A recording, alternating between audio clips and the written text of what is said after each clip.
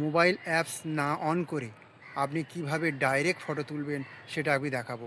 ধরুন আপনার phone lock করা আছে, লক খুলবেন, মোবাইল অ্যাপস খুলবেন, তারপরে আপনি ফটো তুলবেন, আর যে ফটো আপনি তুলতে চাইছেন ততক্ষণে সে ফটোটা গায়েব।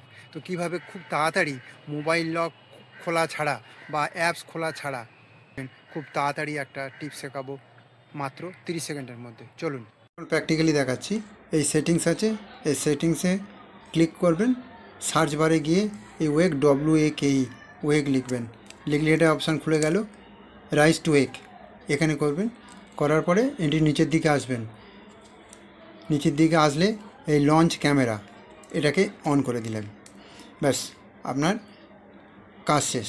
এইবার ব্যাক করছি, ব্যাক করার পরে এই দেখুন এটা বন্ধ করে দিচ্ছি, ক্যামেরা আর খুলছি না।